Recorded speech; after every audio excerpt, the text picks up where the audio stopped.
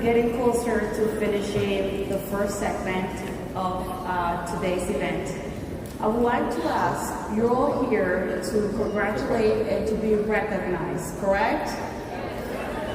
The first group of recognition will be 6A, group number 1. So please start finding out what group you are. 6A2 will be group 2, and 6A2-2 would be group 3. Please be sure you locate your group number and get to the stage left once we make the announcement. But to continue this amazing day, I'm going to introduce our last speaker for today's segment. This gentleman travels all over the world. He's a family man and the leader of the global prosperity movement.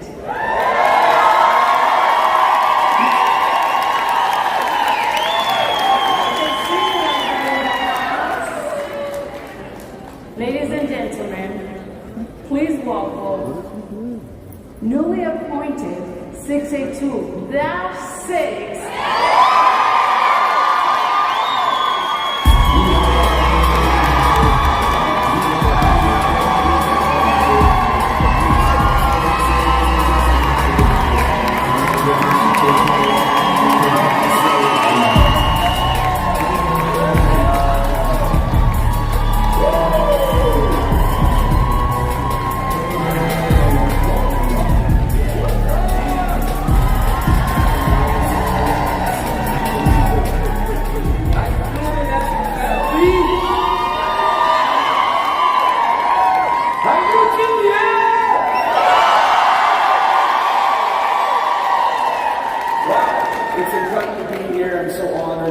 For this opportunity to close the event at the 49th Global Convention here in Las Vegas.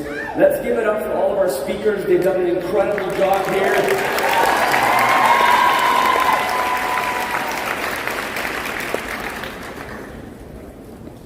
So I want to ask you a question before I share my story. And I want you to write this down, the answer in your notebook. What is the price you are willing to pay to live the dream life that you say you want? I believe it all starts there. We have to pay the price up front in full to ever be on the stage, to ever make the big impact, to ever be traveling and spending quality time with our families. We have to pay that price up front. And for those of you that are brand new here and it's your first event, this is your opportunity. This is your time to claim it. And when you leave here, it's the beginning for you. It's day one. And so I think that's really, really cool that you have the power and capability to do that. A little bit about me. My name is Balazs Kardos. I'm a family man. I'm a happily married man to my beautiful wife, Margaret, my baby girl, Valentina. Hi, baby. How's it going? My amazing mother, Jujana, who actually is the reason why I am here today. My story begins a long time ago. My family immigrated from Hungary when I was 5.5 years old to Canada with 2 suitcases, couldn't speak English, and we had no money. And when we arrived from a communist country to Canada, we thought we had made it, right? Land of the free, land of opportunity. The Canadian dream, very similar to the American dream. And very quickly we found out that even though we had credit and we were able to get a car and a mortgage and all these appliances where you pay like 2 years after you get it in your house, right? It seems cool, but the pressure and the stress of those finances quickly caught up with my parents. They were super hard working. I didn't get to see them much when I was little, but they did their best, and I'm forever grateful. My mom and dad are the best. My dad's in heaven. I love you, Dad. And as time went on, eventually the pressure of stress, lack of quality time in their marriage, it broke them apart, and my parents got divorced at the age of 11. While this was happening, I suffered from really severe gastrointestinal health problems where when I would eat food, pretty much anything, I would have bloating, pain, discomfort. I was always in pain. That was the normal, regular feeling that I had. This went on for over a decade, and after my dad suddenly passed away in 2007, my life went straight downhill. I got depressed, I was smoking dope, I was sleeping in, I had no direction, I had no purpose. Every single day I was like, why am I even here? I truly didn't want to live. I thought my life was happening to me. Everything was going wrong. I wasn't looking forward to anything. Then my mom was searching for an answer to my health problems. And long story short, for about 10 years we were going to doctors to see what was wrong. Can I get some water, please? I forgot to bring my bottle. Somebody. Thank you, sir. Appreciate you, man. Kind man. Whoa. Oh, you got a cool bottle. Has like 2 lids in it. Anyway, so after struggling with all of that for a while, I got my gallbladder removed, and they said everything would be better if I got my gallbladder removed. So I got my gallbladder removed. All my symptoms came back 6 months later. My mom was like, this is unacceptable. We have to find a different way to figure out what was wrong with my son. She started doing research, reading all these books on health and nutrition, different things.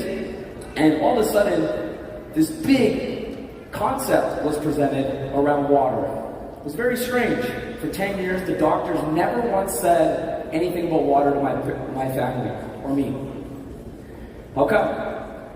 So my mom's reading these books, and it's like water, not all water is created equal. Some of the books that you're all familiar with that we have inside Enagic as tools. My mom found those books before Enagic, and they were talking about the water. So then she discovers the concept around ionized water. Does a Google search, right? We all know what happens when we Google stuff. Our prospects Google stuff, right? There's a lot of bad things that you find, negative things, calling Enagic scam, and a lot of things that are not true. That's what my mom found. Can you believe that? The first website she found was another competitor bashing Enagic, and she's reading the site. At the bottom of the site, they're trying to sell their inferior product for like less money. And I'm forever grateful that my mom actually was able to identify that this was not true. Because had that not happened, like some of our prospects and our leads believe those things, they're not in this room, the water hasn't changed their life, they don't have this incredible company, this incredible opportunity, and it never went to the next step. My mom saw right through the bullshit. I don't know if I said that.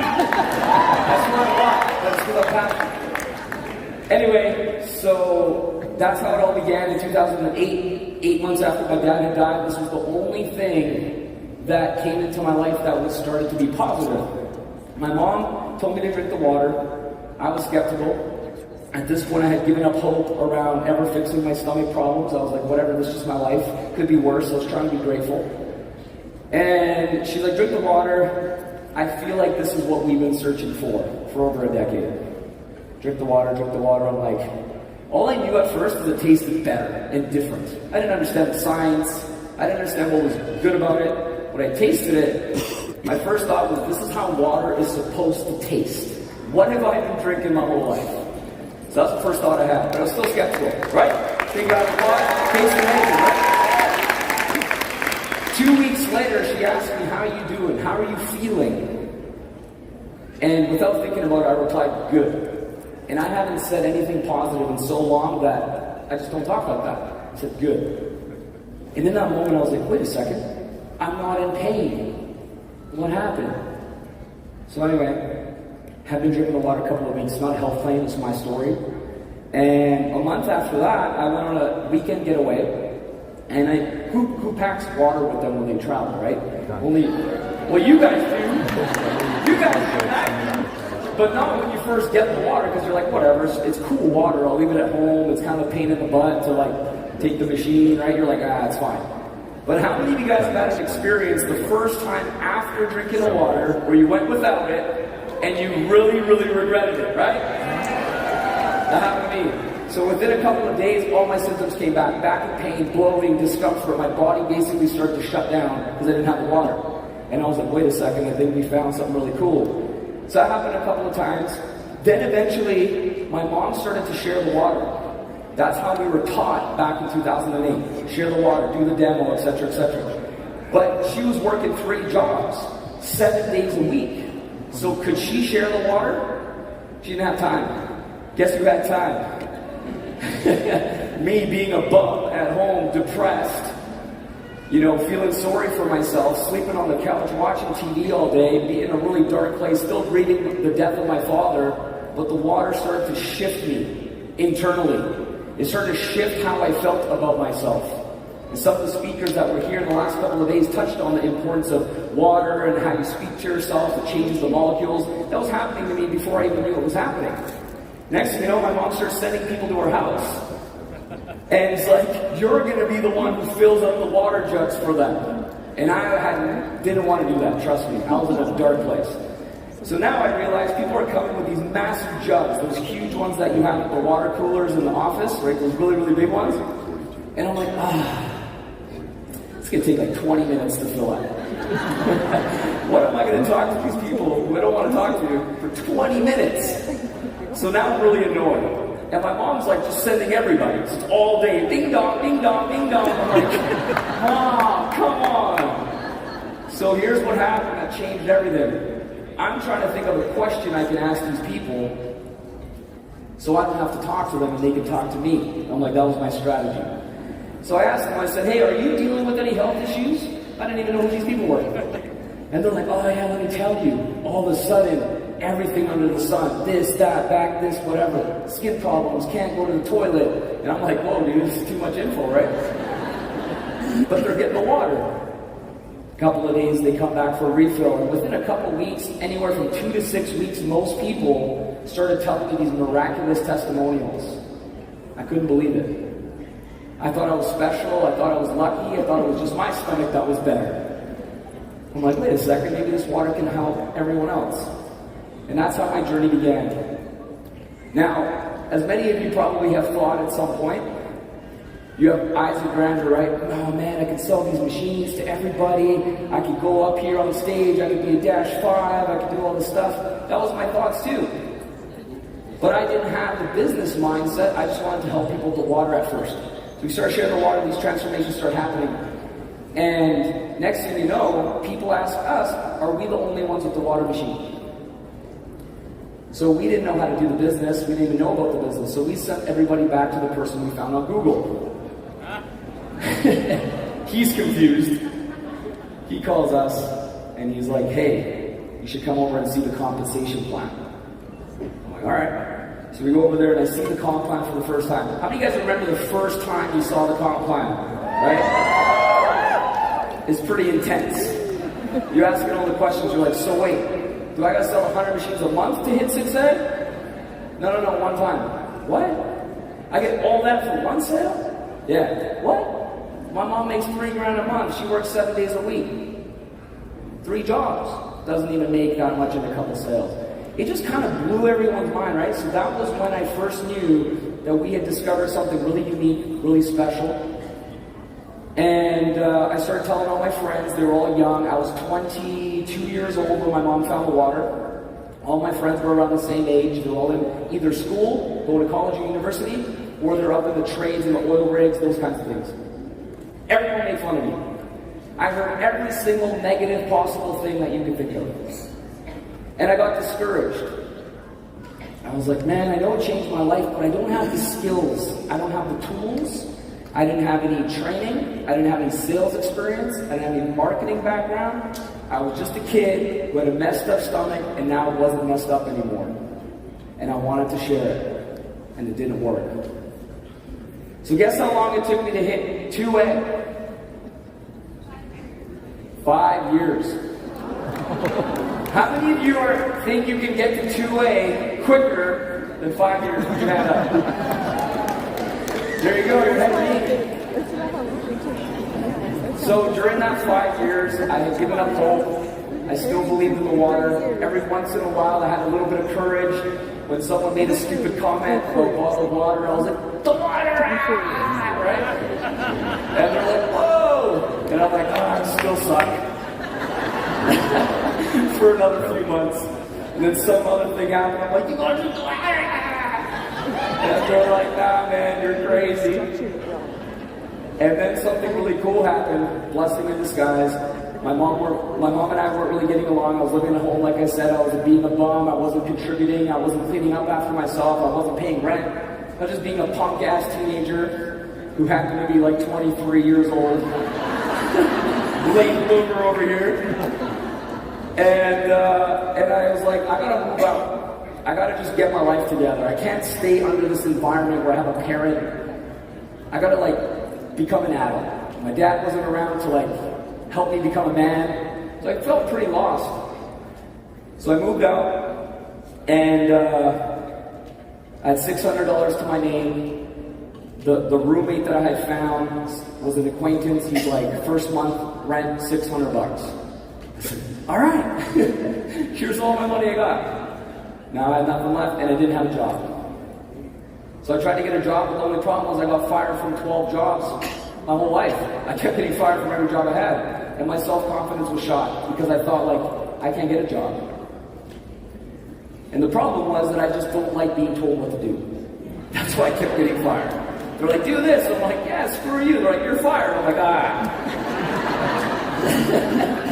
So I was a bad employee. Did not listen at all.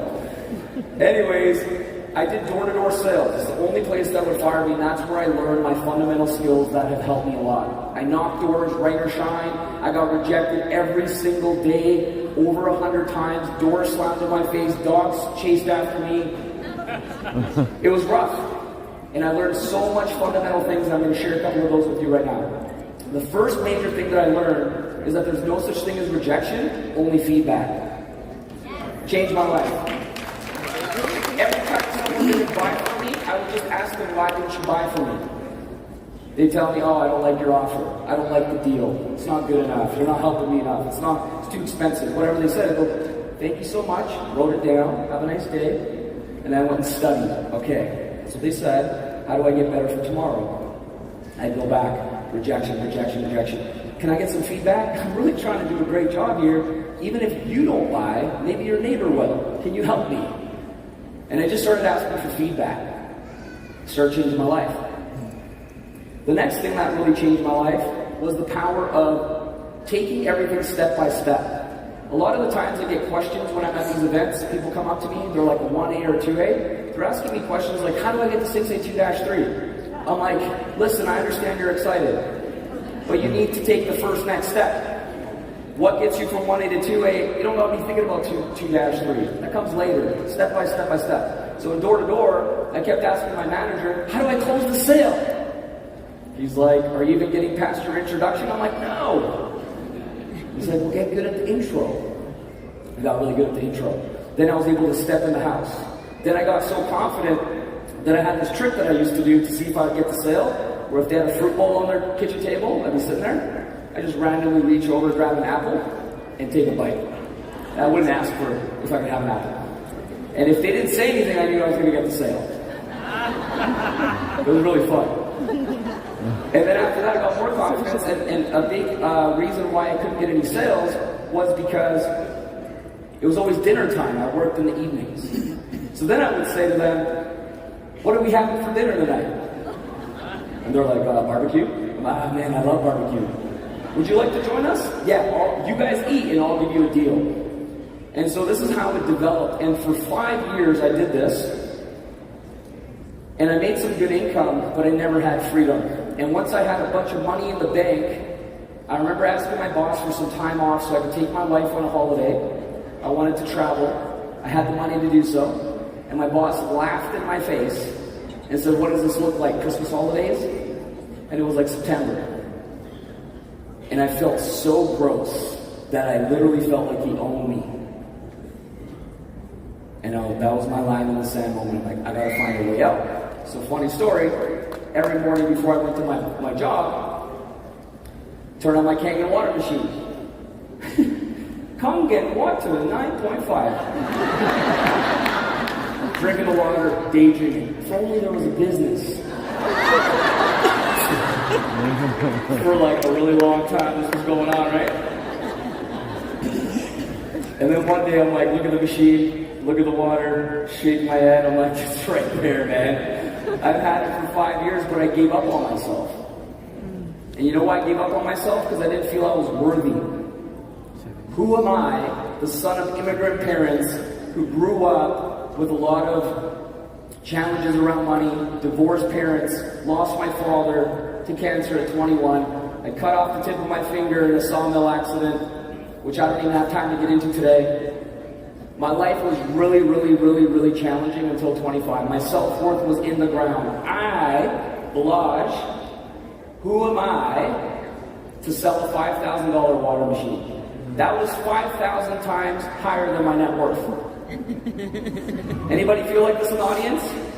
Does anybody have issues with feeling worthy of achieving massive success in this company? Deep down. You're here, rah, rah, rah, woo, woo, we can do it. You go home, you're just like me, right? I don't think I can do this.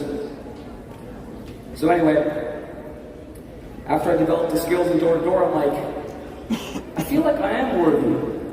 Why can't I? There are people out there winning. There are people out there succeeding. I just got to learn what they're doing. I got to shift my mindset around. So I started on this path. It took me 8 months of part-time efforts while I still had my door-to-door job, where I talked to my wife. She was my girlfriend back then. And I said, baby, listen, I have to make this business number one. I have to be absolutely all in and obsessed day and night. It's gonna feel at times like you aren't number one, that I don't love you as much as you think I should. It's gonna feel uncomfortable, but I'm doing this for us. And it's a temporary season. I promise it's not forever. How many of you right now need to have these conversations with your spouse, your children, your family, so everybody's in on it together? Put your hands up. Most of you expect line support when they don't really know your dream yet. You haven't expressed it yet. And you know, the sacrifices that we made between my wife and I were really, really difficult. I said no to so many things. I didn't attend family events. When I was at dinner, one of my fondest memories of what I call the come-up story is when we're having steak dinner, beautiful date night. I look at my beautiful wife in the eyes. It's a special moment. My filet mignon comes out perfectly cooked. My phone rings, ring, ring, ring. I look down at someone on my team who needs help. Close a three-way call. Baby, I gotta take this call. She's like, all right, I know, it's all good. Go outside, pacing in front of the restaurant, close the trifecta. By the way, I created a trifecta. You guys like that? Yeah. So I'm closing these deals. And one day, I get to this point in my business where I got a lot of confidence, and I started telling my team, listen, you have somebody who's interested, I'll do the call. I knew every single sale in my downline organization until I hit 682. I closed every single sale, one way or another, for my team. I remember getting my first check, and I couldn't recognize the name at the bottom of the check, and I got mad. How dare somebody close a sale without my help? I remember my mentor at the time telling me, he's like, dude, that's kind of the point. You want to get the business to the point where checks are coming in, you don't know where they're coming from. I was like, really? Okay, this is uncomfortable. And then it started happening more and more and more. Then what happened was shift to online. Oh, I know my time is up, and I'm going to wrap this up here in a minute. You guys enjoy my story, by the way? So I started getting hit with ads on social media for all kinds of things. E-books, courses, everything. And I started clicking on everything. I'm like, that's cool, that's cool. Like, how do they know I like that? I'm completely clueless. And as I'm going through these funnels for other people, I start thinking to myself, wait a second, why can't we do Enagic like this? I just have no freaking clue how. So I'm opting into every funnel. I'm buying every course for $29, $197, $297, $997. I'm not going through any of it. I'm just trying to see their process. Like, what happens when I pay? What happens next? If I put my credit card in, what, do I get an email? All this kind of stuff. And then I remember this picture popped up that said laptop lifestyle. And it was a picture of a laptop on a table with one of those fruity drinks with the umbrella, like a pina colada or something, and a palm tree, a beautiful beach. And I look at it, and something in me was like, that's what I want. But I want to do it with Enagic. I just don't know how. I remember talking to my wife, she was in the kitchen cooking dinner. I walk in, I'm like, hey baby, we're gonna have the laptop lifestyle. She looks at me and she's like, all right, cool, honey. Like, I don't know what you're talking about. I'm like, me neither, but I'm gonna figure it out. So now I have this thought that I can't get out of my head, and every day I'm doing it manually. I'm doing demos, I'm doing three-way calls, I'm driving around town. I'm getting more and more frustrated. I'm getting frustrated because I know there's a better way, I just don't know how to do it. So instead of me trying to learn it, I set an intention. And I thought about that intention every single day, basically all day long. And the intention was, how can I attract the right individuals into my business that are brilliant and genius at the skill set I don't have? And I can provide my value as a leader. I can provide my passion for Enagic. I will do whatever I can in my power to support them, but they got to bring that to the table. And then, as fate has it, I hit 6A, and I met a gentleman by Cameron George. I think you might be in the room. If you are, brother, I love you. I can't see you. And we built a friendship for 2 years, establishing our relationship, him knowing I was a good, solid guy. And after I hit 6A, I remember having this moment where I always felt like I had a lot of urgency when I was dealing with a prospect, like, you gotta buy this now, man, here's the paperwork. I was always in a rush, because that came from the door-to-door background that I had. If I didn't get the sale in 20 minutes, I would never get the sale. You know, people say, I'll call you tomorrow, they never call you tomorrow in door-to-door. So I had this different kind of energy. And I hit 6A, and I remember thinking to myself, why am I in such a hurry? By the way, all you other speakers that didn't have that going on, that's distracting.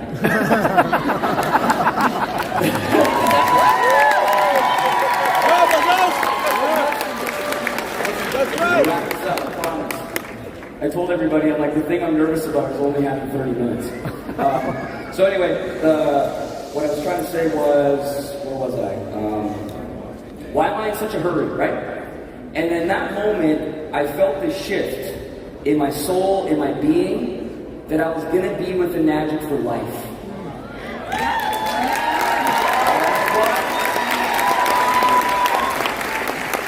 I was like, why would I leave? Why would I stop? Why would I ever change when this company is so incredible? Mr. Oshiro, Mrs. Oshiro, what they created, the products, the compensation plan, the legacy income, the career path of where you can take your business, the impact you can make in other people's lives. I knew in my heart this was my calling. From my story to how the water changed my stomach and my health, how it impacted my family, to then helping me transition out of a very time-consuming door-to-door straight commission career into this. Then I freed my wife. I retired my wife after 1 year in Enagic. Then I retired my mom right after that. Then I started helping other people quit their jobs, and it was beautiful. Then I started going online, and everything started to change because we were able to impact all over the world.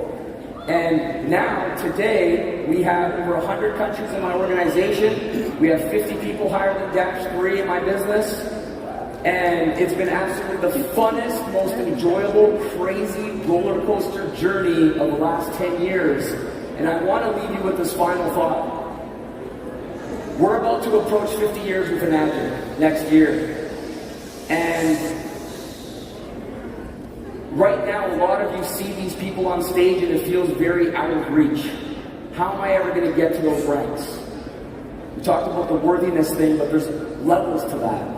When I started this business after 5 years of a break, 10 years ago, I was a full ray. I went to my very first event, like so many of you in this room. Romy, Cynthia, Eli, they were all -4s at that time. And thank you guys so much for being the OGs. Forever grateful to everything you contributed. I remember when I started, Romy had this PowerPoint that had pictures of buttholes. And that was his presentation. Colonoscopy, I just have that joke because everybody laughs when I used to do the demo. So it was like, your butthole picture now, you drink the water, your clean butthole picture. I know. It wasn't very fancy or high tech. So OGs did whatever it took, right? But I caught up. I'm a Dash 6 today, 10 years later, and you can do the same thing. So here's what I want you guys to do right now. I want you to commit to your goals for the 50th anniversary of Global Convention. And I want you to do it like this right now on your paper. I am so happy and grateful that I am. And fill in the blank. If you're under 6A, put 6A. If you're 6A, at least 6A2. If you're 6A2, at least Dash 2. Because the next 5 years, the next 10 years, the next 25 years of this company, all of you are the people that are going to be Dash 3 and above that takes this company to the next level.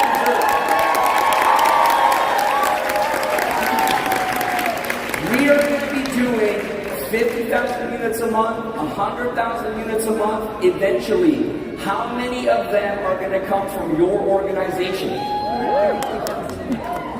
How many? I believe in you guys so much. I'm a classic representation of the underdog story. I've been counted out my whole life. I've always gone against the odds. It's always been a difficult journey. I've always done my very best to be the best leader I can be and always improve. And you can do the same thing. So all the speakers here have the same message. We're all the same. How many of you need to make this business work? Yeah. How many of you, this is your only shot to change classes? To go out of class, to live free, and make an impact. So make it count. In Mr. Oshiro's honor, I'm so grateful to be closing this event. I can't wait to see so many of my team and so many of you crossing the stage today and celebrate you. Thank you so much for having me.